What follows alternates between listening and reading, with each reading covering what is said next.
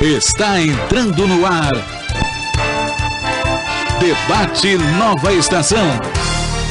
Realização Rádio Nova Estação. Uma emissora da Associação Cristã de Comunicação. Muito bom dia, 9h03. Estamos na manhã de segunda-feira, dia 17 de julho de 2006, começando mais uma entrevista para falar de um assunto palpitante, um assunto verdadeiramente edificante. Falar sobre a Bíblia e hoje especialmente Salmos 119. Conosco o pastor Eduardo Gomes, da Assembleia de Deus de Manuel Plaza, na Serra. Pastor Eduardo Gomes, muito bom dia, a paz do Senhor. Muito bom dia, a paz do Senhor Jesus esteja na casa de cada ouvinte e a sua palavra superabunde no nosso viver. Você em casa, que está ouvindo a nossa programação, pode participar conosco, não só ouvir, mas se você quiser, se você tem alguma dúvida, ligue, participe, dê também a sua opinião. 3322-1250, o nosso endereço eletrônico, falecom@radionovaestação.com.br. Muitas vezes nós lembramos do Salmo 119 apenas como o mais longo dentre os demais, não é? No entanto, é extremamente relevante, por enaltecer a palavra de Deus, a Bíblia Sagrada. E ele se destaca por muitos motivos. É um salmo alfabético composto de 176 versículos, divididos em 22 estrofes de 8 versos. Cada estrofe começa por uma das 22 letras do alfabeto hebraico. E este salmo destaca a importância e perfeição da palavra de Deus, que guia os servos de Deus e os separa dos ímpios. Pastor Eduardo Gomes, a palavra de Deus, a Bíblia diz que nós temos que amar a palavra de Deus, reverenciar e viver a palavra de Deus, não é? Antes, queria uma colocação sobre a importância da Bíblia Sagrada e especificamente do Salmo 119, porque é o que nós já dissemos aqui, ele enaltece o quê? O salmista enaltece, ama a palavra de Deus. É o que nós precisamos, o que muitos nós servos precisamos amar e buscar como tesouro refinado, pastor Eduardo Gomes. Amado irmão Samuel, amado ouvinte, o grande diferencial do cristianismo é que ele não é uma religião onde o homem tenta agradar a divindade e ir até ela. O cristianismo verdadeiro é a habitação da divindade no homem. E isso tornar-se-á real mediante a palavra de Deus. Portanto, por ser a Bíblia um livro divino, não é obra literária. A Bíblia não pode ser uma obra literária. Se for, então ela torna-se uma produção humana, uma produção do seu tempo e da sua época. Todavia, quando ela se apresenta como divinamente inspirada, ela se apresenta como uma obra de Deus. Por isso que nós cremos na inspiração plenária das Sagradas Escrituras, a ponto de Jesus falar em João 5,39: examinai as Escrituras, porque vós cuidais ter nelas a vida eterna. Então não é examinar o pensamento paulino, o pensamento joanino, o pensamento pedrino, mas examinar o pensamento de Deus, da Trindade, revelada e manifesta nas Escrituras. Ela muda com o tempo, pastor Eduardo Gomes, ou a palavra de Deus pode ser considerada como eterna? Tanto foi a palavra de Deus no Antigo Testamento, no início da igreja, para os nossos dias, ela é eterna ou muda conforme a cultura, os tempos? Bom, todos os espíritos malignos de incredulidade querem que ela mude, porque o próprio Satanás é vencido por ela. 1 João capítulo 2, versículo 14 diz: a palavra de Deus está em vós e tendes vencido o maligno. Mateus capítulo 4, versículo 4 diz: nem só de pão viverá o homem, mas viverá de toda a palavra que sai da boca de Deus. E também diz, em João capítulo 8, versículo 31, disse Jesus aos judeus que criam nele: se permanecerdes na minha palavra, verdadeiramente sereis meus discípulos e conhecereis a verdade, e a verdade vos libertará. Estando Satanás interessado em transformar os homens em seres religiosos, todo o seu esforço culminará no afastamento do homem da palavra de Deus. Por isso interessa a ele dizer que ela pode ser adaptável ou mutável, quando na verdade ela é imutável. E também ela é eterna, uma vez que Jesus disse em Mateus 24:35, passarão os céus e a terra e as minhas palavras não hão de passar. Eu gostaria que cada ouvinte entendesse, o próprio Salmo 119, no verso 89, diz: para sempre a tua palavra permanece no céu. E isso é interessante, meu Samuel. Por que a Bíblia é tão combatida? Porque o Salmo 119, no verso 133, diz assim: ordena os meus passos na tua palavra, e não se apodere de mim iniquidade alguma. O versículo 9 pergunta: como purificará o homem o seu caminho? E então vem a resposta: observando-o conforme a tua palavra. O verso 11 diz: escondi a tua palavra no meu coração, para não pecar contra ti. A palavra de Deus no verso 72 desse salmo, ela quebra o mercantilismo consumista e materialista do nosso tempo, porque diz a Escritura: melhor é para mim a lei da tua boca do que inúmeras riquezas de ouro e prata. O verso 105 diz: lâmpada para os meus pés é a tua palavra e luz para os meus caminhos. É um compromisso tão maravilhoso, tão certo, que quando nós estamos em aflição, em aperto, nós nos lembramos do verso 25 do Salmo 119: estou aflitíssimo, ó Senhor, a minha alma está pegada ao pó, vivifica-me segundo a tua palavra. E a partir daí, respondendo à pergunta inicial, qual o compromisso do cristão com a palavra? É que devemos compreender que não é cristão quem se diz cristão, e nem quem vai à igreja, ou quem toma ceia, ou quem é batizado, ou quem pertence à igreja X ou Y, Z. Quem dá oferta ou não, dízimo, oferta. Não existe pedaço do céu para comprar. Não existe território do céu na terra para ser adquirido com fundo de garantia por tempo e serviço. Me refiro a estar na igreja. Então dizemos: temos 10, 15 anos de igreja, já estou no céu, já sou crente. Não é isso que te faz um crente. Isso pode te fazer um muçulmano, pode te fazer um budista, pode te fazer um católico, pode te fazer um evangélico, mas um cristão não. O que faz um cristão então? Tiago 1,18, 1 Pedro 1,23, Tiago 1,22. São essas três premissas de um cristão. E o que diz lá? Tiago 1,18 diz assim: ele, segundo a sua vontade, nos gerou de novo pela palavra da verdade. Só é cristão aquele que é a encarnação da Bíblia, aquele que é gerado pela Bíblia. O DNA de Deus está nele, o formato de Deus. Isso é possível, irmão Eduardo? É, porque Jesus derramou seu sangue na cruz e Jesus ressuscitou dos mortos para nos ressuscitar também pelo seu poder, poder da sua palavra. 1 Pedro 1,23 diz: sendo de novo gerados, não da semente corruptível, mas da incorruptível, pela palavra de Deus que é viva e permanece para sempre.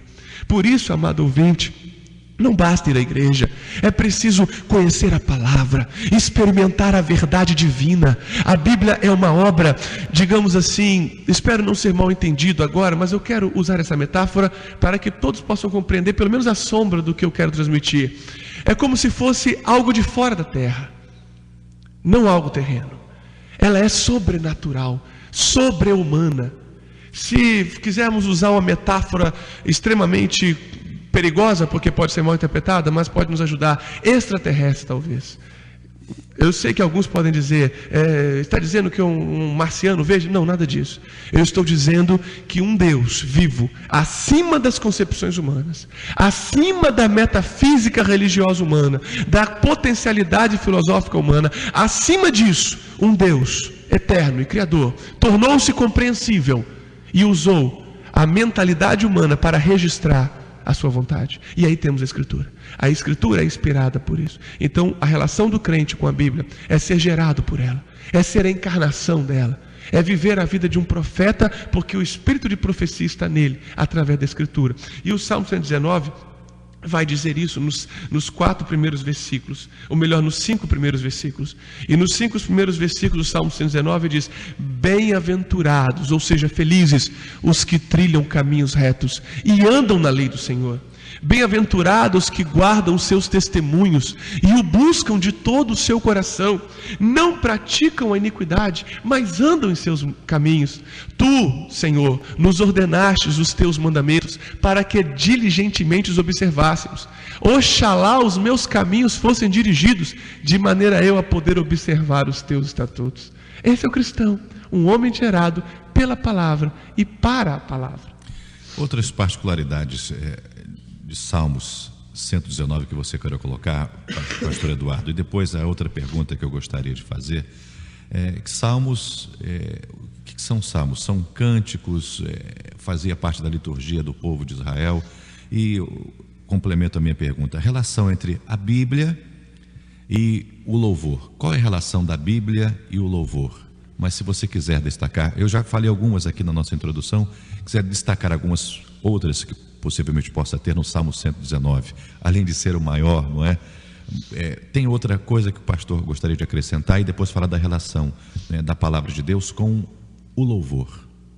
Muito bom essa colocação, porque Jesus combateu alguns espíritos demoníacos que se manifestavam através do louvor.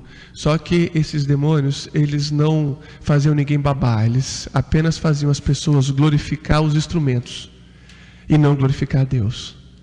E ao ponto do Senhor Jesus denunciar essa obra do diabo, dizendo: este povo honra-me com os lábios, mas o seu coração está longe de mim. E quando Jesus denunciava isso, é porque as pessoas estavam preocupadas no cântico de fora para dentro.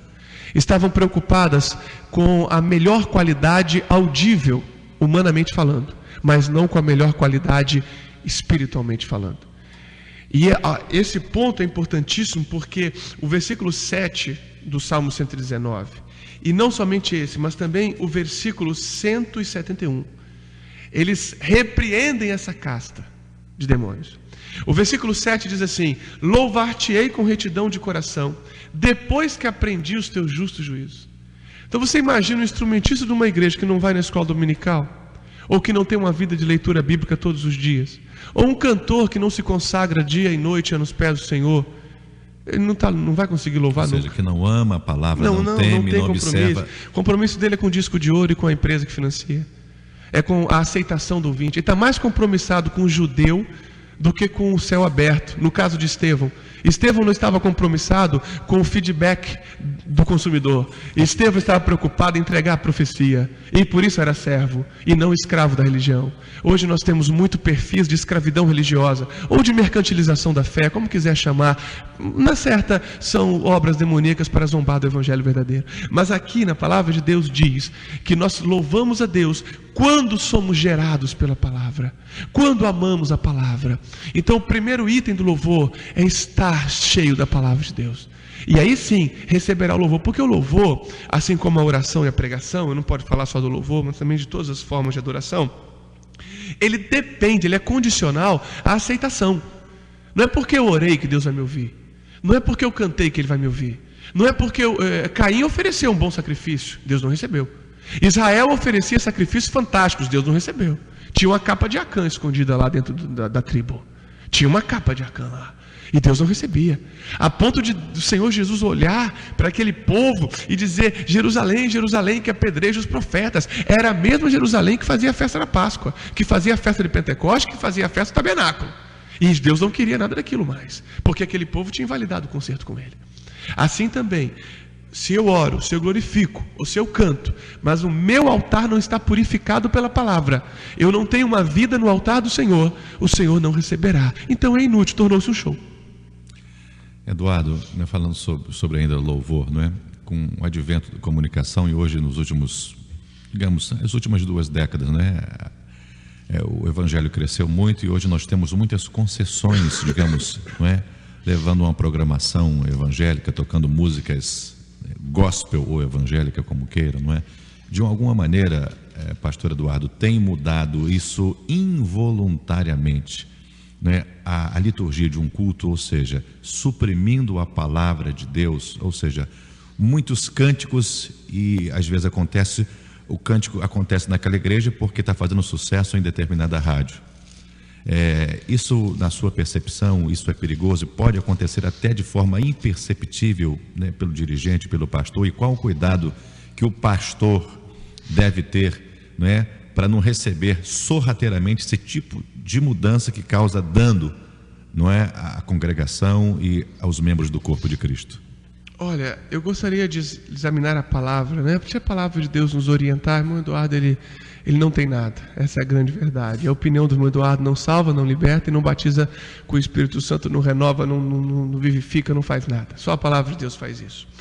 E em Isaías capítulo 21, versículo 8 diz: Senhor, sobre a torre de vigia estou em pé, continuamente de dia e de guarda me ponho todas as noites.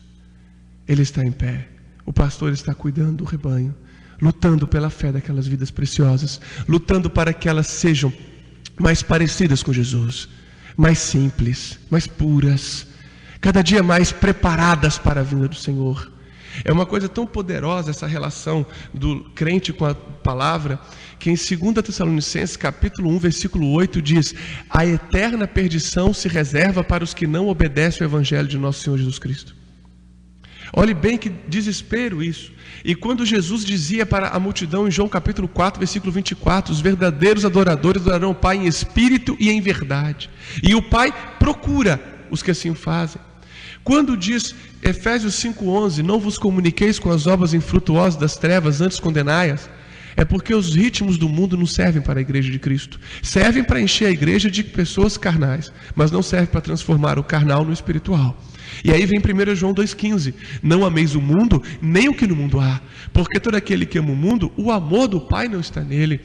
E quando nós viemos ao Salmo 119, nós nos preocupamos primeiro com a qualidade da ovelha e segundo com a quantidade do rebanho, porque a quantidade do rebanho não determina a salvação do rebanho. A quantidade do rebanho determina um sucesso empresarial enquanto executivo da fé, mas não determina a aprovação do rebanho pelo juiz que está voltando, que é o Senhor Jesus Cristo, para julgar a sua igreja. E aí entrará aquela palavra: nem todo aquele que diz Senhor, Senhor, Mateus 7,21, poderá entrar no reino de Deus, mas somente aquele que faz a vontade de meu Pai, que é a sua palavra. E a árvore boa dá frutos bons, é o verso 17 do capítulo 7 de Mateus. Mas a árvore má dá frutos maus, portanto, pelos seus frutos conhecereis. Então a posição do ministro é lutar para que a palavra esteja na vida de cada irmão, na vida de cada pessoa. E em relação aos ritmos da carne ou das trevas, caberá à igreja, ao ministério, julgar na palavra se é propício, se é pernicioso, se é nocivo ou não determinada atitude ou determinada metodologia de adoração. E a relação entre Bíblia e a depressão? Fala-se muito hoje, pastor Eduardo, de depressão. Existem muitas pessoas que estão, inclusive, são membros de igreja, mas encontram-se sucumbidos, literalmente deprimidos, e o pastor, mais do que ninguém, sabe a dificuldade que enfrenta, não é, nos dias de hoje. E a relação entre a Bíblia e a depressão? Irmão Samuel, a depressão, enquanto patologia psicossomática, ou a depressão enquanto potestades espirituais dominando a pessoa, enfim, ela normalmente se caracteriza, né? Há casos e casos, mas normalmente ela se caracteriza por uma tristeza, por um desânimo, por um sentimento de revolta, às vezes contra si mesmo, ou contra uma circunstância da vida. E eu gostaria que o senhor lesse Gálatas 5:22, para que deixar a palavra de Deus nos explicar sobre a depressão um pouquinho. Gálatas 5:22. E logo em seguida eu vou estar citando aqui 4 versículos do Salmo 119 que respondem também muito bem essa pergunta, essa colocação.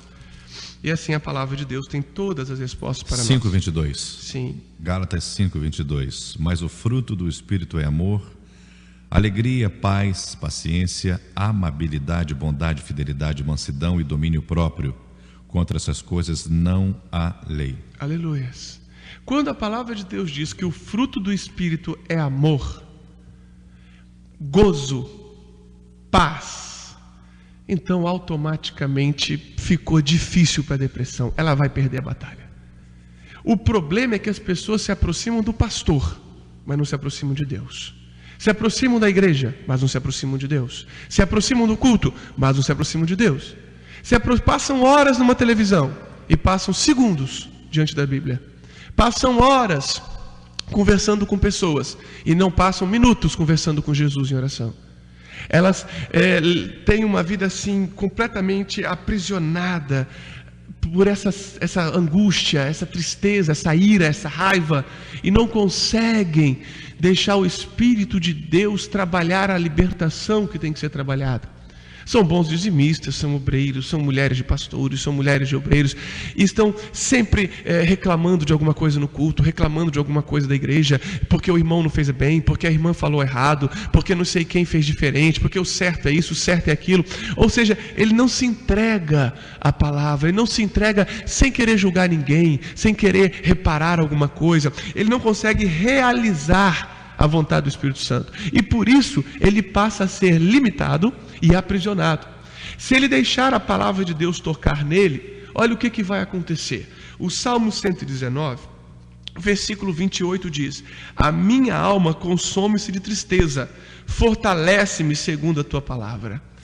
Então, se ele deixar a palavra de Deus entrar, vai vir fortaleza, vai sentir mais forte, mas ele não pode, porque ele tem que passar o dia trabalhando. E quando ele chega do trabalho, também não pode, porque ele tem que passar o dia, à noite na televisão. Ou ele não pode, porque ele passa 2 horas vendo um DVD, mas ele não passa 20 minutos de joelhos falando com o Senhor. Então, se ele não tem vida espiritual, ele não se fortalece na palavra, ele vive reparando os defeitos dos outros, murmurando de tudo que ele vê de errado, essa pessoa não está sendo gerada pela Escritura. Olha o versículo 127 e 129 do Salmo 119, diz assim: pelo que amo os teus mandamentos mais do que o ouro, ainda mais do que o ouro fino. Ora, quem trabalha primeiro e lê a Bíblia quando pode, não está amando mais do que o ouro. 129, maravilhosos são os teus testemunhos, por isso a minha alma os guarda. 130, a exposição da tua palavra dá luz e dá entendimento aos simples. Abri a boca e respirei, pois eis que desejei os teus mandamentos. Olha para mim, tem piedade de mim, conforme usas com os que amam o teu nome. Ordena os meus passos na tua palavra, e não se apodere de mim iniquidade alguma. Então, na verdade, nós estamos observando o tratamento de Deus, a psiquiatria de Deus.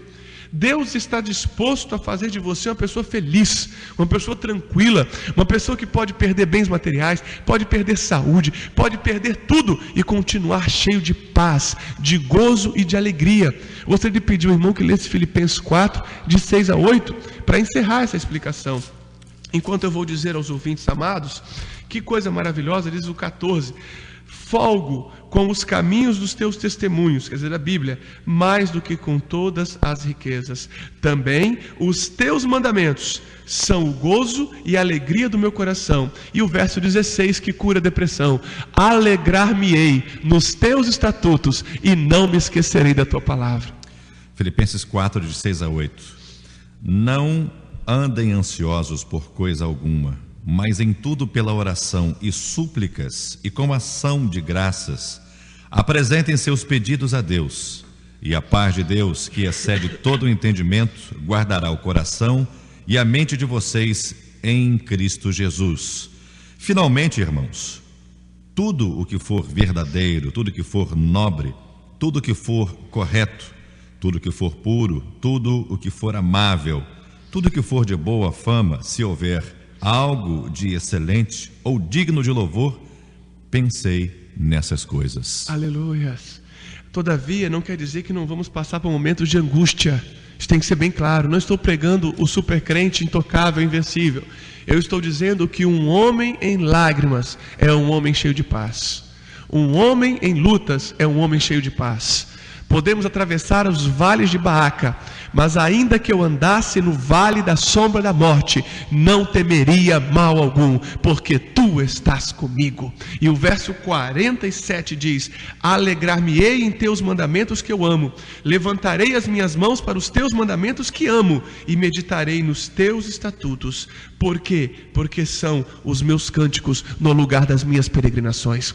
Podemos peregrinar em desertos, em montanhas rochosas, em vales de sequidão, mas a palavra do Senhor diz em Isaías 58:11: o Senhor te guiará continuamente, e o Senhor fortalecerá os teus ossos. O Senhor fartará a tua alma nos lugares secos. Farás de ti um jardim regado e um manancial cujas águas nunca faltam.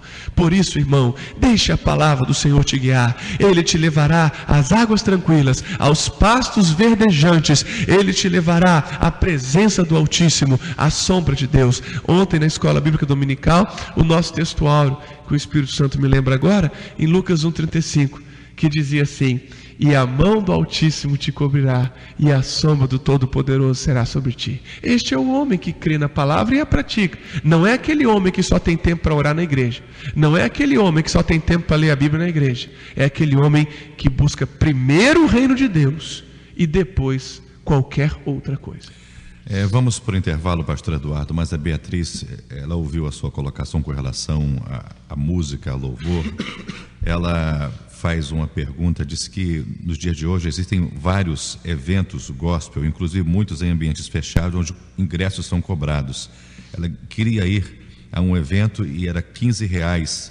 Ela disse que venha louvar. Quem não pode pagar, então não pode louvar? Pergunta o que o pastor acha disso. Agora, por favor. Minha querida irmã, eu queria que a senhora abrisse a Bíblia em Mateus 10:8. A senhora pode abrir? Todos os ouvintes podem abrir Mateus 10:8. Aleluia. Vamos ver Mateus 10:8. Curai os enfermos, limpai os leprosos, ressuscitai os mortos, de graça expulsai os demônios, de graça recebei, de graça dai. Se é para louvar a Deus e estão cobrando para louvar a Deus, então vamos trocar o nome do evento. Vamos dizer que é um encontro particular que precisa retirar o investimento que fez no aluguel, no som, né? Não chama de adoração, não chama de louvor, porque para louvar não precisa pagar. Para louvar você só precisa ser santificado pela palavra, ser gerado pela palavra, ser transformado. A mesma coisa os pregadores que cobram para ir. Nós estamos vivendo dias difíceis e tempos trabalhosos, mas a palavra de Deus não vai se curvar aos interesses vis, aos interesses nefastos daqueles que querem corromper o Evangelho de Cristo, vendendo e mercantilizando a fé. Não estou falando só do gospel música, o music, mas eu estou falando de qualquer gospel que seja cobrado, alugado, vendido. Nós precisamos pregar o Evangelho de Deus sem avareza, sem fazer negócio com a fé, sem precisar vender tanto. Nós podemos deixar à disposição de quem quiser algum produto, mas ele pode ter acesso à palavra, ele pode ter acesso à adoração, ele pode ter acesso à revelação de Deus sem pagar nada. Esse é o mandamento do Senhor Jesus: de graça recebei, de graça dai. E eu gostaria de ler para todos os ouvintes a palavra de Deus, pois a minha opinião não tem significado para a salvação, mas a Escritura é a salvação, e só ela é a salvação. Eu gostaria de ler com todos os irmãos em 2 Pedro, todos pudéssemos ler nesse momento, em 2 Pedro, abra a sua Bíblia, 2 Pedro, capítulo 2, versículo 2 e 3, que coloca, o versículo 2 e 3, que coloca essa questão. Diz assim: muitos seguirão os enganos encobertamente colocados. Estou comentando o verso 1 agora. Encobertamente, podemos ler 1 também, quem não precisa comentar, né? E também houve entre o povo falsos profetas, como entre vós haverá também falsos ensinadores, que introduzirão encobertamente heresias de perdição, e negarão o Senhor que os resgatou, trazendo sobre si mesmo repentinas perdições. Muitos seguirão as suas dissoluções, pelos quais será blasfemado o caminho da verdade. Por avareza farão de vós negócios com palavras fingidas, sobre os quais já de largo tempo não será tardia a sentença, e a sua perdição não dormita. Eu não estou falando nesse momento de shows evangélicos que cobram ingresso. Eu já fui além do que ela perguntou. A resposta dela eu dei no Mateus 10:8. Eu estou indo agora contra uma onda gigantesca de mercantilização da fé, em que você só recebe a bênção se comprar a trombetinha, só recebe a cura se colocar uma fitinha no braço, só recebe a libertação se fizer 7 dias de gastos e investimentos e votos. Não precisa de nenhum preço para receber a vitória, porque o preço foi pago na cruz. O único preço que nós pagamos é a obediência, a entrega, a gratidão, a adoração, a fé, o perdão, o amor, a esperança. É isso que significa a vontade de Deus em nossos corações. Pastor, mas pessoas que fazem isso por ignorância, até dão oferta onde pode trazer, digamos, algum malefício. Pessoas que botam uma fitinha no braço ali, ingenuamente, pessoas que compram trombetinha, ou rosinha, ou naviozinho, vou ser mais explícito, pode trazer algum tipo de maldição, ou se não faz bem, mal também não faz? Irmão, a mentira faz mal em qualquer lugar. A mentira faz mal em qualquer lugar. O ignorante, ignorante é a pessoa inocente, né? O inocente, ele pode até ser curado e abençoado, porque Deus tem compromisso com a fé. Não é compromisso com o mentiroso, nem com a instituição que profere aqueles enganos. Não. O compromisso do Altíssimo é com a fé. Então a pessoa pode ser curada e liberta sim. Só que se ele estiver realmente buscando a Deus, o Senhor vai colocar no caminho dele um parente, uma rádio Nova Estação, algum folheto, algum ensino, algum sonho, alguma visão, até anjos se for preciso, mas vai falar com ele qual é o caminho verdadeiro, qual é a vontade do Senhor, qual é a palavra fiel, para que ele não seja levado pelas correntes de engano, porque a perdição que nós lemos em 2 Pedro 3,3 é para o falso doutor sim, mas também para aqueles que estão enganados, como diz Mateus 23,15. São 9h33, estamos aqui em entrevista, numa conversa sobre a Bíblia, sobre especificamente o Salmo 119, conosco o pastor Eduardo Gomes, da Assembleia de Deus, de Manuel Plaza, na Serra. Vamos ao intervalo, eu deixo uma pergunta. Pastor Eduardo, a relação entre a Bíblia e a santificação. A Bíblia fala de Gênesis, Apocalipse, que o seu povo deve ser santificado. Qual a relação da palavra com a santificação do membro do corpo de Cristo, do crente? 9h34, responda após o intervalo comercial. Estamos apresentando Debate Nova Estação. A Nova Estação está no ar também na internet.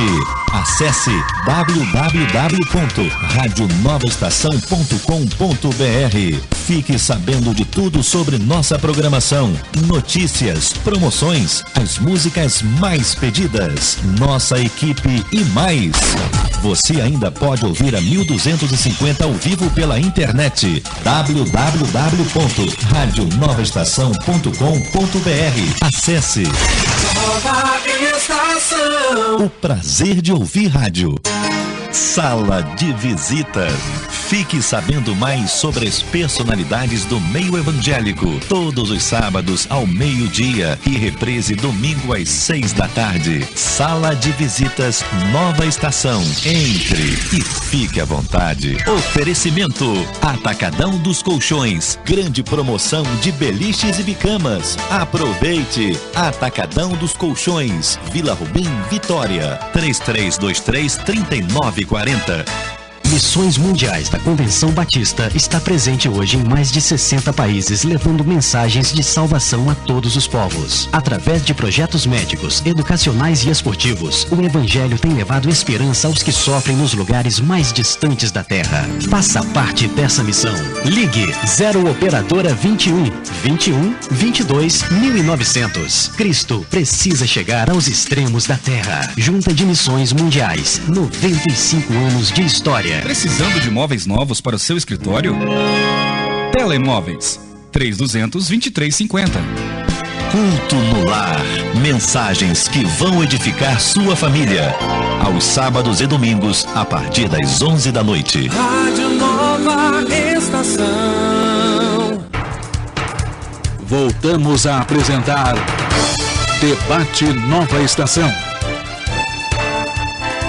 9h36, pastor Eduardo Gomes respondendo questões sobre a palavra de Deus, sobre o Salmo 119. Nós fizemos uma colocação antes do intervalo sobre qual a relação que tem a Bíblia, a palavra de Deus, com a santificação. O que o crente deve buscar para ser santificado? A santificação é um processo que traz a divinização para o nosso coração, ou seja, nos faz semelhante a Deus. Nós somos santificados porque o Espírito habita em nós e nos faz pensar como Jesus pensa, amar como Jesus ama, sentir como Jesus sente, ser mais parecido com Ele. Não é uma infalibilidade, nós somos falíveis, mas a diferença é que o servo de Deus, ele erra e se arrepende para nunca mais errar. Você não vê o servo de Deus caindo no mesmo pecado constantemente, porque ele está abandonando aquele pecado, ele está lutando contra aquele pecado, e isso é uma coisa muito séria. A palavra de Deus, ela só produz santificação. A paz que nós sentimos deriva da presença de Deus, que deriva da santificação, e que é santificadora também. A santificação, a importância dela é só total, uma vez que Hebreus 12:14 diz: segui a paz com todos e a santificação, sem a qual ninguém verá o Senhor. É possível uma pessoa ser santa, como explica a Bíblia, sem ter profundo amor à palavra de Deus? Ou seja, é possível a pessoa se declarar santa sem sem gostar, sem amar e sem conhecer a palavra de Deus, pastor Eduardo? Perfeitamente. É possível? Se declarar santa sem amar a Bíblia, é. Se declara santo, se declara servo, se declara puro, se declara ungido, se declara que tem 15 anos de igreja, que tem 30, se declara o que ele quiser declarar. Agora, o Salmo 119, versículo 11, diz: escondi a tua palavra no meu coração, para não pecar contra ti. O versículo 133, que já foi citado aqui, diz: ordena os meus passos na tua palavra, e não se apodere de mim iniquidade alguma. O versículo 112 diz: inclinei o meu coração a guardar os teus estatutos, para sempre e até o fim. E esse guardar estatutos envolve santificação, porque Êxodo 19, versículo 5 diz: se ouvires a minha voz e guardardes os meus estatutos, sereis a minha propriedade peculiar entre todos os povos, porque toda a terra é minha. Então é condicional. É condicional, e até o fim. Não é para guardar hoje, é até o fim. Hebreus 6,11 diz: desejamos que cada um de vós demonstre o mesmo cuidado até o fim, para a completa certeza da esperança. Jesus fala que o nosso fruto tem que permanecer também, não é, pastor? Sem dúvida alguma. E não podemos esquecer que a palavra de Deus mostra que o homem precisa vigiar, precisa buscar a palavra. Mas eu creio diferente. Que bom, meu irmão, é sinal que você pensa. Mas não é o que a Bíblia diz. A Bíblia diz que nós temos que perseverar, nós temos que buscar a palavra, temos que ser fiéis ao Senhor. Até porque em Hebreus 3,14 está escrito que nos tornamos, aí vem a santidade, participantes de Cristo, quer dizer, santos em Cristo, se guardarmos o princípio da nossa confiança até o fim. E Ele é fiel. Deus é fiel para te sustentar na sua obra. Deus é fiel para te fazer perseverar. Ele disse: estou contigo todos os dias, até a consumação dos séculos. E o Salmo 119, ele vai confirmar essa revelação. Ele vai mostrar para nós que quando nós nos enchemos da palavra de Deus, estamos nos enchendo da vitória de Deus. Estamos nos enchendo da santidade de Deus. Estamos nos enchendo da força de Deus. Não quer dizer que não vamos errar, irmão. Nós podemos errar, infelizmente. Mas estando cheios da palavra, olha o verso 33 deste salmo: ensina-me, ó Senhor, o caminho dos teus estatutos, e guardá-lo-ei até o fim. Dai-me entendimento, guardarei a tua lei, observá-la-ei de todo o coração. Faz-me andar no caminho dos teus testemunhos, porque nele tenho prazer. Isso quer dizer que nós temos falibilidades. Se Ele está pedindo tanto isso aqui, se o Espírito Santo colocou isso aqui para nós hoje, é a imperfeição do homem, não é? É a imperfeição humana. Só que é uma imperfeição que busca a santificação. O tempo todo Ele diz: inclina-me, ajuda-me, vivifica-me. Então nós podemos ter dias tristes, podemos não, teremos. Jesus disse: no mundo tereis aflições. Teremos dias em que estaremos desejando subir, morrer, talvez. Mas até nesses dias, a paz de Deus guardará o nosso sentimento e o nosso sentimento, porque não mais vivo eu, mas Cristo vive em mim, e a vida que agora vivo neste corpo, viverei na fé do Filho de Deus. Ora, se eu vivo na fé, é porque eu estou na palavra. Como assim, pastor? O que tem a ver fé com palavra? Romanos 10,17. A fé vem pelo ouvir, e ouvir a palavra de Deus. Quanto mais eu me encho da palavra, mais eu me encho de fé. Quanto mais eu me encho de fé, mais eu estou cheio de Cristo. Quanto mais eu estou cheio de Cristo, mais eu estou cheio da vitória. Porque graças a Deus que nos dá a vitória por nosso Senhor Jesus Cristo. A vitória do crente, só para encerrar, irmão, não é a cura do câncer, e muito menos a prosperidade financeira em primeiro lugar. Não. A vitória do crente é que nem o pior câncer tirou a sua santificação, nem a perca de todos os bens tirou a sua santificação, nem a perca de todos os amigos tirou a santificação, nem a perca de tudo que ele foi tirará a sua santificação. Essa é a vitória do crente. E aí fecha o Salmo 119, confirmando essa revelação, dizendo que o homem busca Deus pela madrugada, ou seja, antes de tudo. Posso ler esse versículo? Diz assim, 147: antecipei-me à alva da manhã e clamei, esperei na tua palavra. Então, antes de trabalhar, antes de qualquer coisa na vida, antes de ir para a roça fazer a lavoura, antes de pegar o ônibus, antes de pegar o carro, antes de chegar no escritório, esperei na tua palavra, me enchi da tua palavra. Antecipei-me. Antecipei-me. E quem chega no serviço não é mais o Eduardo. Quem chega no serviço é um homem cheio da palavra de Deus, porque buscou essa palavra, porque amou essa palavra. E o verso 160, que também remete ao começo do nosso diálogo, que diz: a tua palavra é a verdade desde o princípio, e cada um dos teus juízos dura para sempre. Então ela foi a verdade no princípio, ela é a verdade hoje e será a verdade eternamente. O pastor Eduardo falou sobre Romanos, se não me falha a memória, 10:17, né? Que a fé vem pelo ouvir a palavra de Deus. Não é? Sabemos que existem cânticos ungidos, não é? Dirigidos por Deus, que Deus dá. Mas voltando à questão da música e suprimir o tempo de pregação da palavra de Deus, não é? São poucas as igrejas, não que dão a relevância, porque o culto é como um todo, não é? Do início ao fim. Sim. É o culto de adoração a Deus. Mas nós temos percebido isso. Se um culto é de 19 até as 21 horas, a palavra de Deus chega 10 para as 9 e dá uma coisinha toda, uma pincelada e acabou e pronto. Não talvez seja por isso também, pastor Eduardo, e porque tanta impaciência para ficar sentado e ouvir se alimentar da palavra de Deus, pastor Eduardo? Samuel, eu acho que o problema aí não é nem esse. Se eu estiver errado, queria muito que o senhor me corrigisse, porque também quero aprender. A situação não é nem... Quem dera que fosse isso. Quem dera que tivesse... O culto começa assim, vamos colocar o culto 7 horas da noite, acabando às 9h30. Vamos imaginar isso. E fosse adoração de 7 às 9h20. Estaria ótimo. Adoração pura, verdadeira, vida consagrada. Mas não é isso. O que mais se vê é escutando alguém cantar.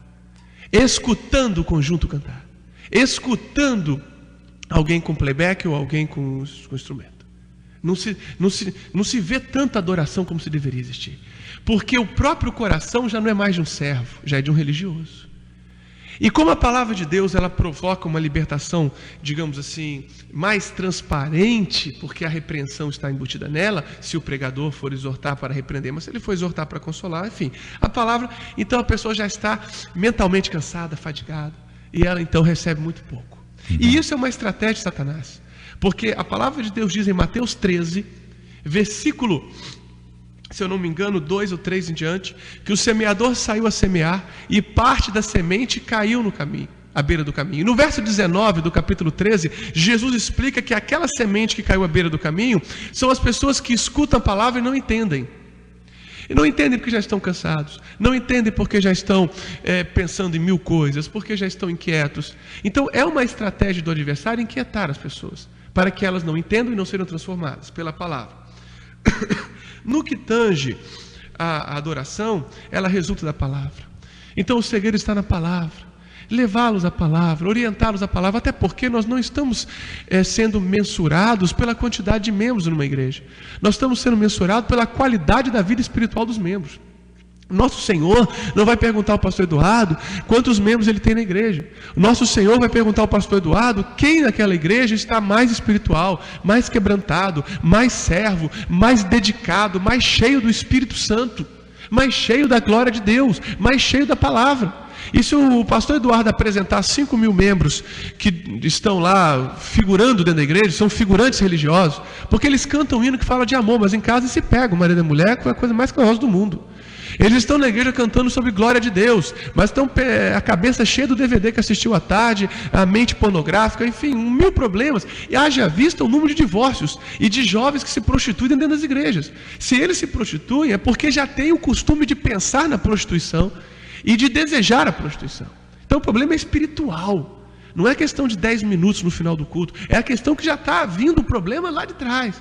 Por isso nós precisamos de um avivamento pela palavra, de um retorno escriturístico, de uma busca. Se a sua igreja tem 100 membros e 80 estão religiosamente condicionados e apenas 20 estão espiritualmente transformados, e ela cair para 50 membros, mas os 50 membros forem 50, 40 forem cheios da palavra, a igreja cresceu, dobrou de membros, porque tinha 20 cheios da palavra, agora tem 40. Esse é o crescimento que Deus quer para o seu povo, e somente esse crescimento é que vai tirar de nós o desgosto de dizer que a igreja de Atos não é a igreja que está hoje na terra. Somente a palavra poderá reavivar e transformar os nossos corações. Só para fazer uma colocação que está me incomodando, Samuel, no meu coração aqui, nós até comentamos no intervalo, quando aquela irmã perguntou, Beatriz, sobre cobrança para um culto ou para culto, não sei lá o que é aquilo, um culto, talvez. Nós não estamos condenando cobrar o ingresso. Nós estamos combatendo que se diga que é para todos, é para quem pode pagar. Se tem que cobrar, então é para quem pode pagar. Apenas isso. Mas respeitamos profundamente se quer cobrar ou não. Apenas que se diga honestamente que aquilo não é para todos, e sim para quem pode pagar. Eduardo, se fala muito hoje e se vê em panfletos, chamadas de rádio, televisão, outdoor, campanhas e campanhas para prosperidade. Usam inclusive muitos e muitos versículos da palavra de Deus, né? Ageu, minha prata, meu é o ouro. Deus te chamou para ser cabeça, e tem campanha para carro zero, porque o carro usado já não vale mais. Tem a campanha para empresário, prosperidade, enfim, uma série de coisas. Você tocou rapidamente nesse assunto, mas eu queria, pastor Eduardo, que você falasse da relação da Bíblia e as riquezas temporais, riquezas daqui desta terra. Eu gostaria de pedir ao irmão para ler para nós Salmo 119, versículo 105. Melhor, desculpe, 105 e 165. Salmo 119, versículos 105 e 165. 105 diz assim a palavra de Deus: a tua palavra é lâmpada que ilumina os meus passos e luz que clareia o meu caminho. 165 diz a palavra de Deus, versículo 165 do Salmo 119. Os que amam a tua lei desfrutam paz, e nada há que os faça tropeçar. Então, onde está a depressão? Onde está o sentimento de inferioridade? Porque quando argumentam, olhe bem como o nosso adversário é inteligente. É inteligente. Sábio, um dos nomes do diabo era sabedoria, né? Antigamente. Isaías 14 diz isso. Verso 9 a seguir.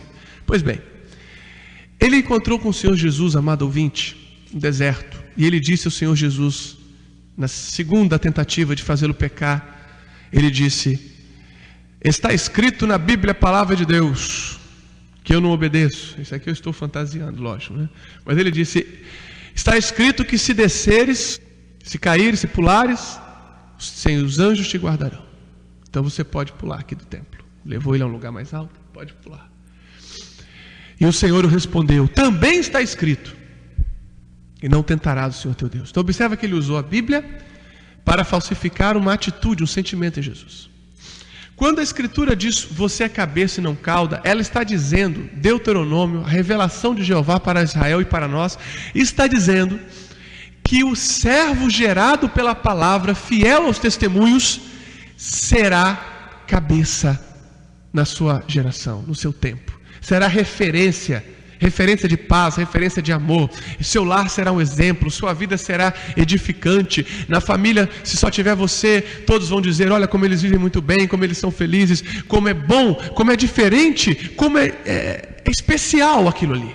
Isso é ser cabeça. Até porque o próprio Jesus não foi chefe de centúria nenhuma romana. Jesus então não foi cabeça.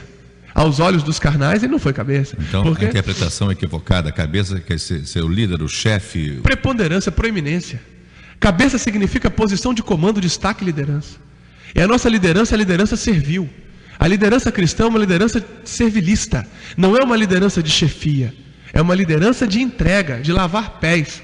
Se Jesus nasceu num berço, num coxo, e o filho de algum desses pregadores da riqueza material for colocado em coxo, vão dizer que é o do diabo. Então Jesus era escravo do diabo? Porque estava no coxo. Ele não tinha sequer um túmulo, foi enterrado num túmulo emprestado. Nem a cruz era dele, era de Barrabás. O jumentinho da entrada também não era. O cenáculo da última ceia nunca foi. Sabe por que Jesus estava dizendo isso?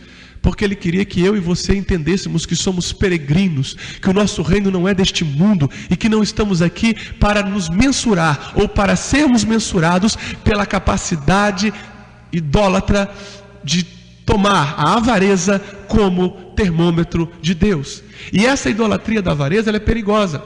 E a Bíblia diz que os que assim procedem não têm salvação. Poderia ler para nós, por favor, 1 Timóteo 6,9. Nós estamos condenando, sabemos que o adversário é sujo e tenta torcer nossas palavras. Nós estamos condenando a busca prioritária da riqueza. Não estamos condenando a riqueza. Abraão foi rico, Neemias também, Daniel e muitos outros. Paulo veio da família muito rica.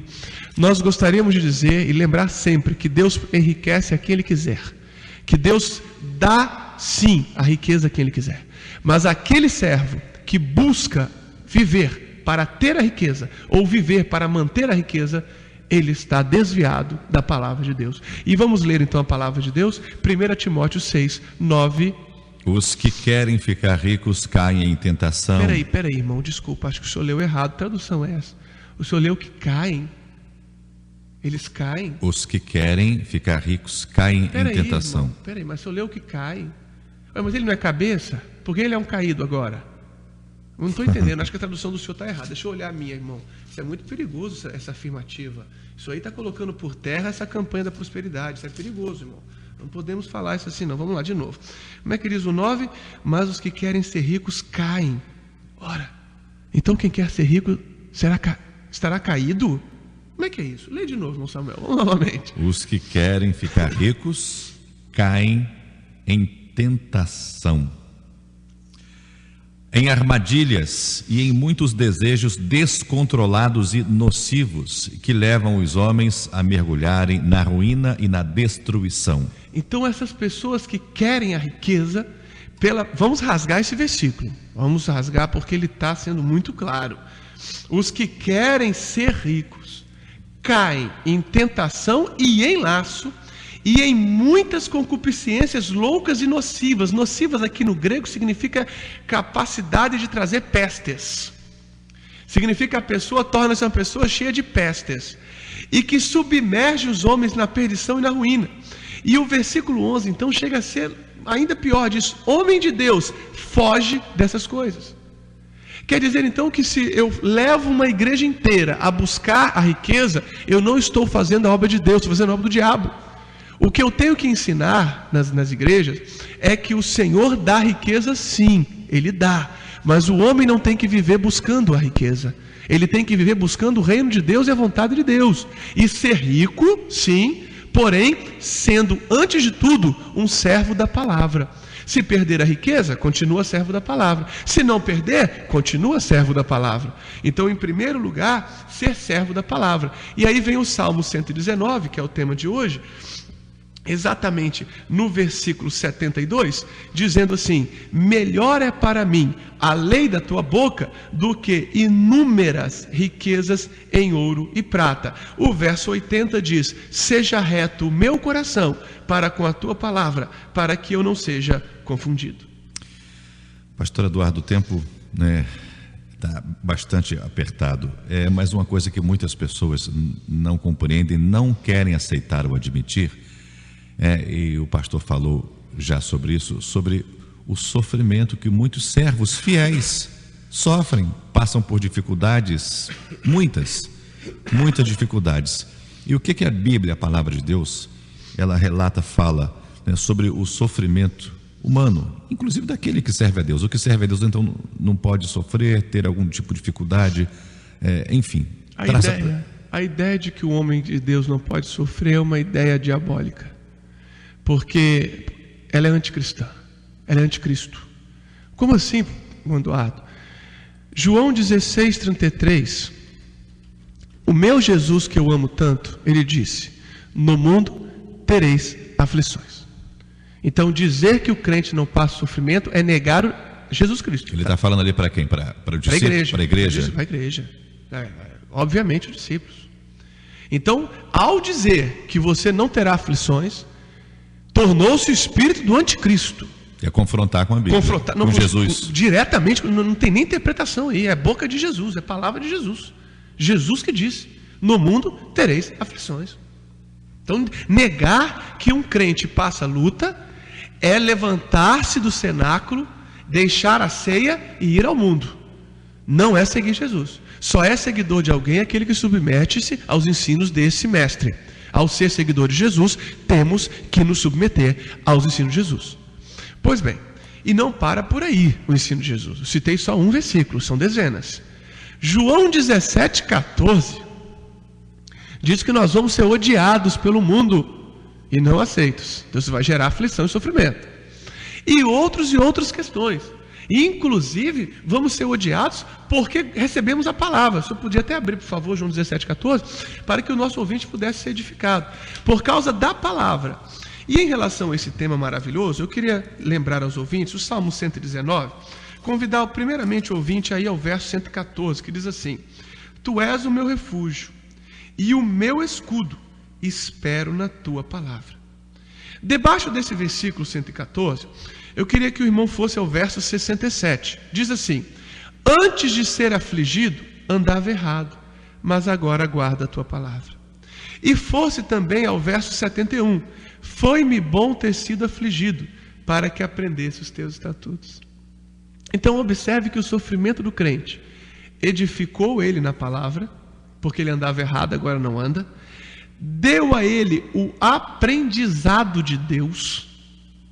Versículo 71, vou ler outra vez. Foi-me bom ter sido afligido, para que aprendesse os teus. Então ele aprendeu os teus estatutos, aprendeu a palavra, e ainda, além de tudo isso, ele recebeu a vida de Deus, o querer de Deus e a glória de Deus.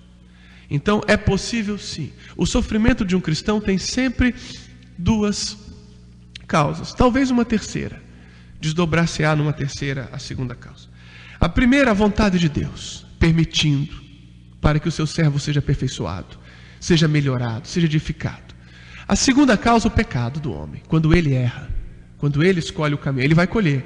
Desdobrar-se-á numa terceira, que seria as fúrias satânicas. Só que a fúria satânica, eu não gosto de citar como terceira, porque ela só me toca quando o Senhor permite. Eu não posso ser tocado pelo diabo sem a permissão de Deus. Deus é soberano, é absoluto, e tudo está no seu controle, inclusive a sua igreja. 1 João 5,18. Todo aquele que é nascido de Deus não vive pecando, mas aquele que é nascido de Deus conserva a si mesmo puro, e o maligno não lhe toca. Então, para que o maligno me toque, necessário será sempre que o Pai permita, ou que eu erre, se torne impuro, e não me é? torne impuro. Então, por isso que a gente condiciona o sofrimento a essas duas premissas: a vontade do Altíssimo ou a semeadura do homem. Lembrando sempre que a fúria do maligno se aproveita de qualquer oportunidade, seja ela permissão divina, seja ela o homem ceifando aquilo que semeou. João 17,14 diz a palavra: Deles a tua palavra, e o mundo os odiou, pois eles não são do mundo, como eu também não sou. Aleluia. Deles a tua palavra, e o mundo os odiou, porque eles não são do mundo, como eu do mundo não sou. Pastor Eduardo, vivemos num ano eleitoral, um ano de eleições, não é? Bíblia e política, muitas pessoas, pastores, líderes, né, estão, não é, se candidatando a cargos eletivos aí nessas eleições. Não, mas Davi, mas José foi político, mas Daniel foi político.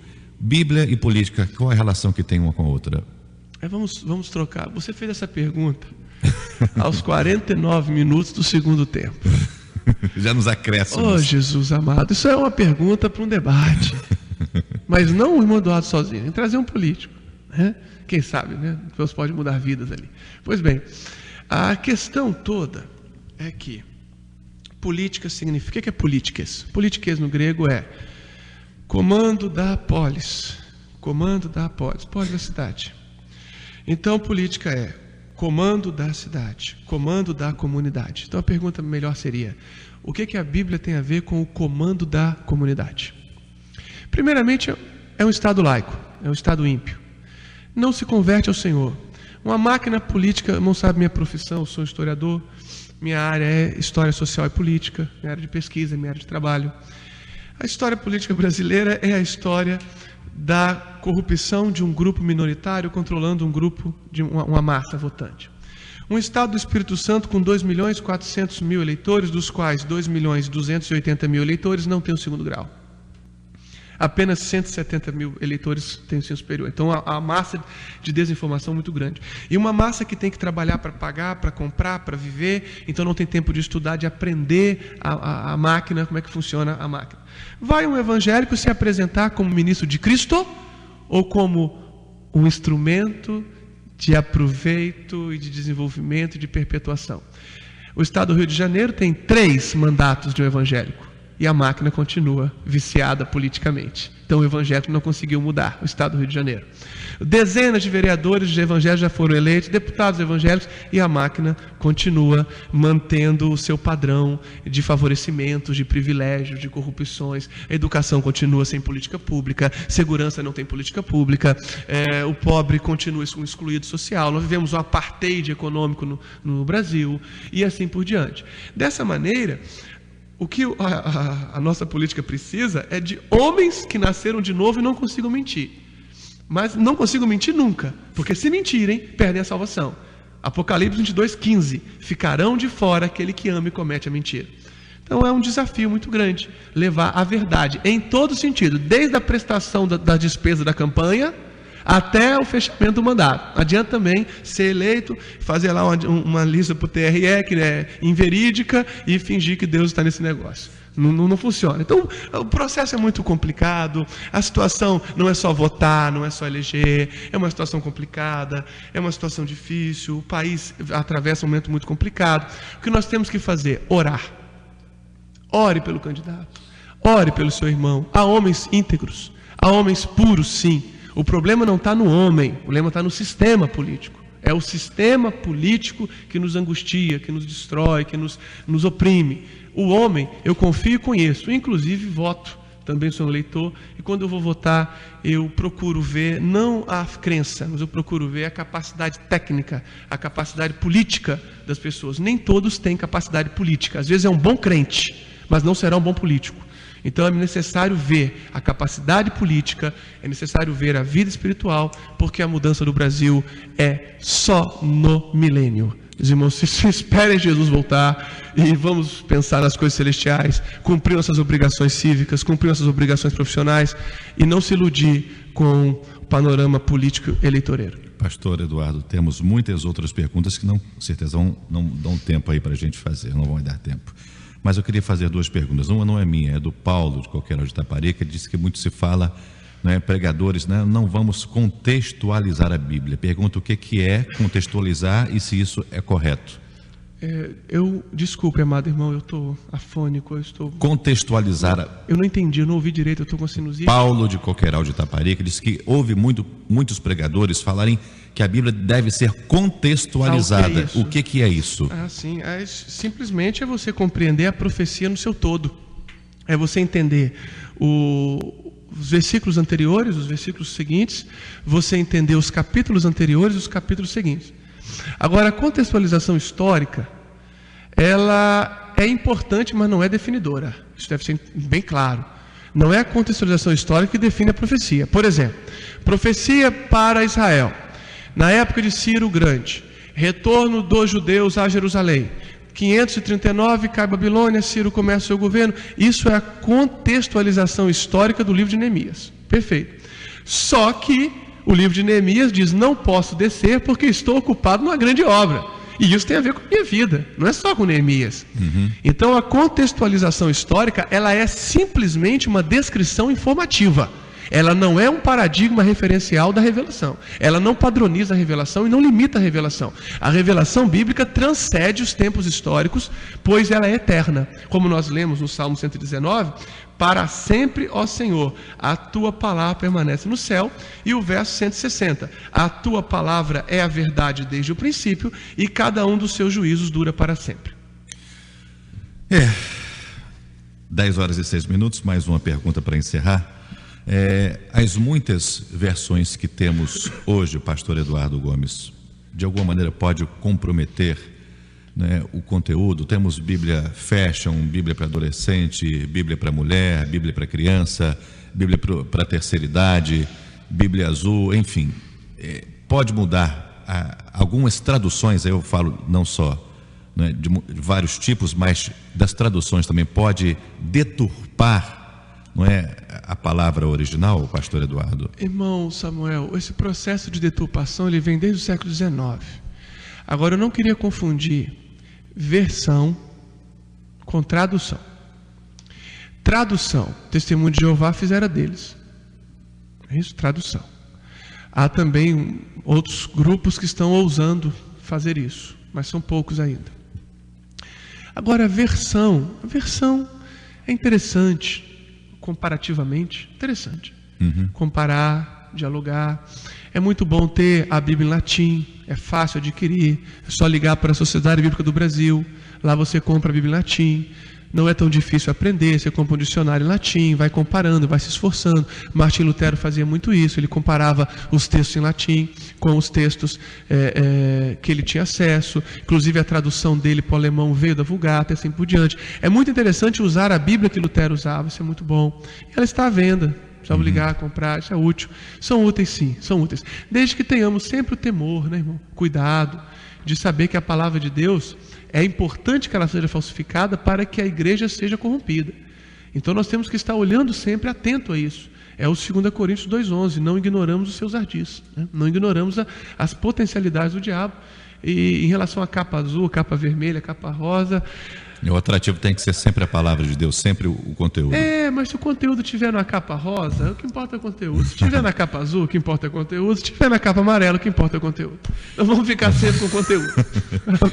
10h08, conversamos aqui, uma conversa maravilhosa sobre a Bíblia, a palavra de Deus e o Salmo 119, o pastor Eduardo Gomes, da Assembleia de Deus de Manuel Plaza, município da Serra. Você que ligou e participou, que nos deu essa audiência, muito obrigado. Pastor Eduardo Gomes, muito obrigado, que Deus continue abençoando sua vida, família, ministério.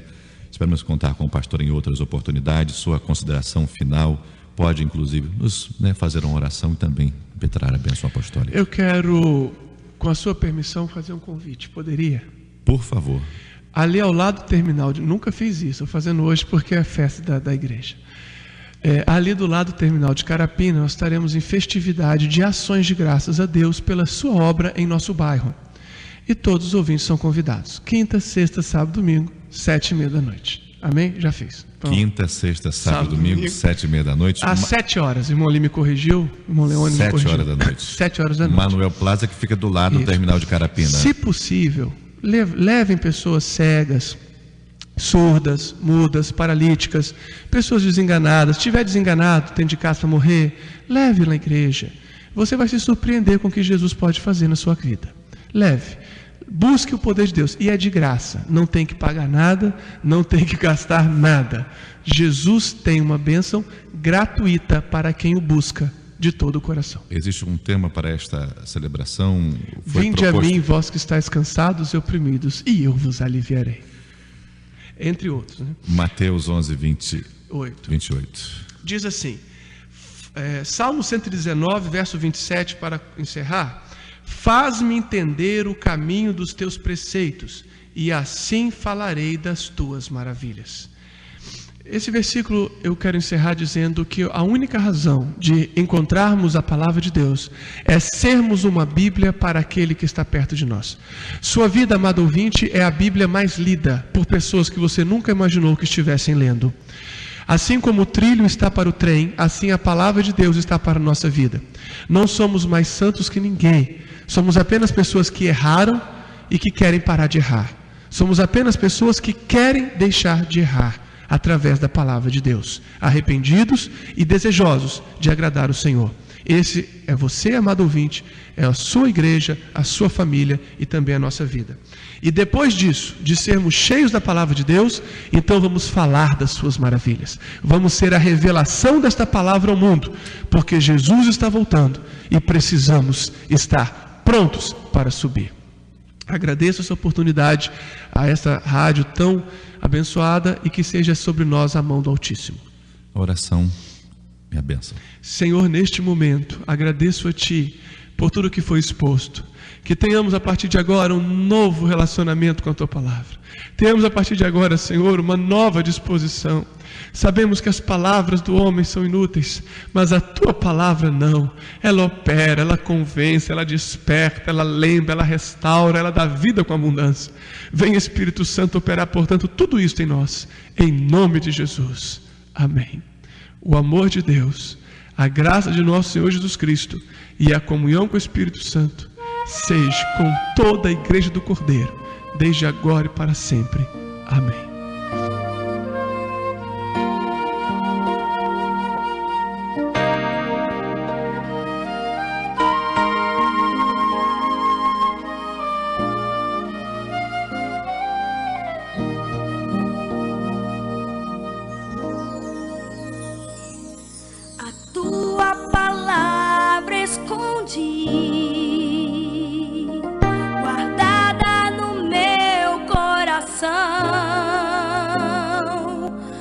pra eu não pecar contra ti, Senhor.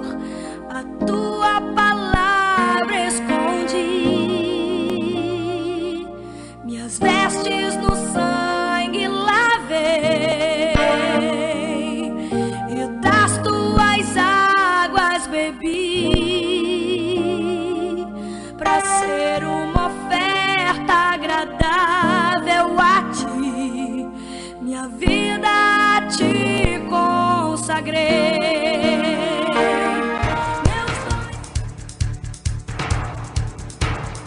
Você acabou de ouvir Debate Nova Estação.